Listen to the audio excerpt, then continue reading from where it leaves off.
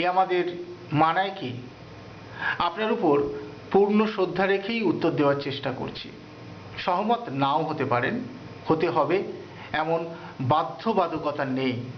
কিন্তু যদি মানব দরদী হন, সত্যি মানুষের কথা ভাবেন, বারংবার আশা করব, আসুন আমাদের ভুলগুলো খণ্ডন করুন।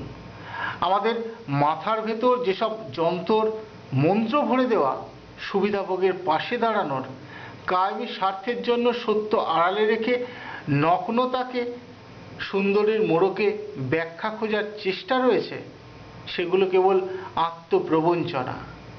স্বঘোষিত সততায় আত্মরতির বীজ লেগে থাকে। আমরা 100% সৎ এ দাবি না করে সততার পথ খুঁজছি।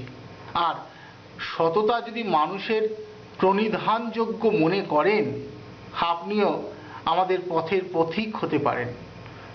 যখন বিচ্ছেদটা রেওয়াজে দাঁড়িয়ে যায়, তখন কিন্তু সুস্থতা নয়, মানসিক বিপর্যস্ততা, সামাজিক অবক্ষয় ডেকে আনে।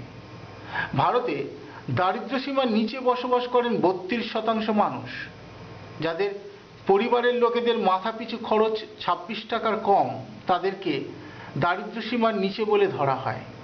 স্বাধীন হওয়ার 70 বছর পরেও একটি দেশের 32% মানুষের দারিদ্র্যসীমার নিচে বসবাস নিঃসন্দেহে লজ্জাকর, তাই না?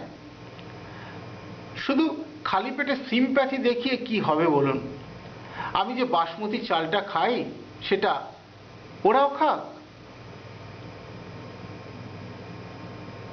সমতা চাই, তার কোনো পথ বাতলান দেখি। সে পথ কেউ মারাচ্ছেন না।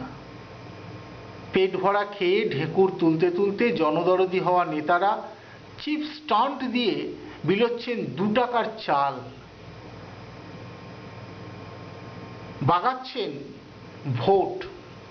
ক্ষুধার্তের প্রকৃত অর্থ আমরা কতটুকু বুঝি বলুন?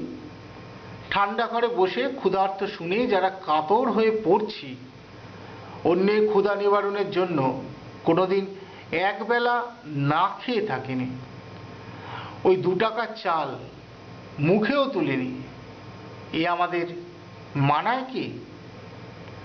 বাড়িতে রান্না করে, কেউ কেউ বাসন মেজে স্কুলে যান, তার জন্য সাইকেল কি কাজে লাগবে? লাগবে নিরাপদ, স্থায়ী আর্থিক অনুকূলতা, বিকল্প কর্মসংস্থান।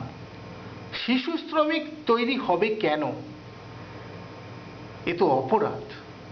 বংশানুক্রমে এক দলের বাসন মেজে গুছিয়ে সাইকেলে চড়ে স্কুল, ফায়দা নেব আমরা, বাড়ির কাজের লোকের সাপ্লাই লাইনটা খোলা থাকবে। কেন আপনার আমার ঘরের ছেলে মেয়ের মতো ওরাও সমশিক্ষা দীক্ষা পাবার সুযোগ পাবে না, সুবিধা পাবে না? বিনিময় একটা লেভেন চুস, অনেক দূর স্কুল, বাস ট্রাম কিছু নেই। কেন আজও পর্যন্ত স্কুল নেই প্রতিটি গ্রামে? নেই যথার্থ যোগাযোগ ব্যবস্থা। মানুষের ঘায়ের ওপর জলপট্টি, বেদনার উপর গ্যাটিস মেরে ফুলে ফেঁপে লাল হচ্ছে একদল লোক, আর তাদের তোষামোদী শিরদাঁড়াহীন মধ্যবিত্ত সংগ্রাম ছেড়ে ভুলে থাকছে ফিল্ম ফেস্টিভ্যাল, অমিতাভ, শাহরুখ, মেলা, পার্বণে। এটাই সুস্থতা? রোগের নিরাময় হচ্ছে কোথায়? ব্যবধান কমছে কোথায়? বেশ্যাবৃত্তিকে পৃথিবীর কোথায় সম্মানের চোখে দেখা হয় আমার জানা নেই। বৃত্তিটাকে ঘৃণা করেছে, ব্যক্তিটাকে তো নয়। শুধু বেশ্যারা কেন, কাউকে অসম্মান করার অধিকার আমাদের নেই। তবে চৌর্যবৃত্তির উপর ঘৃণা প্রকাশ করলে যদি চোরের গায়ে লাগে, তাহলে তো কিছু করার নেই। ঘৃণা ব্যক্তির ঘৃণ্য কাজকে, ব্যক্তিকে নয়। শুধু কুকুরের কাছ থেকেই প্রভুপরায়ণতার শিক্ষা নিলে হবে, সিংহের কাছ থেকেও শিক্ষা নিতে অনুরোধ করব। যদি আপনি 100টি সিংহের একটি সেনাবাহিনী তৈরি করেন যাদের সেনাপতি একটি কুকুর, তাহলে যুদ্ধক্ষেত্রে সিংহগুলো কুকুরের মতো মরবে। কিন্তু যদি 100টি কুকুর নিয়ে আপনি এমন একটি সেনাবাহিনী তৈরি করেন যাদের সেনাপতি একটি সিংহ, তাহলে ওই কুকুরগুলোই সিংহের বিক্রমে লড়বে। আমি বলছি না,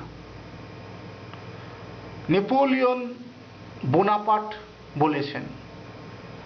আপনার সাথে আলোচনা করতে আমি প্রস্তুত বন্ধু।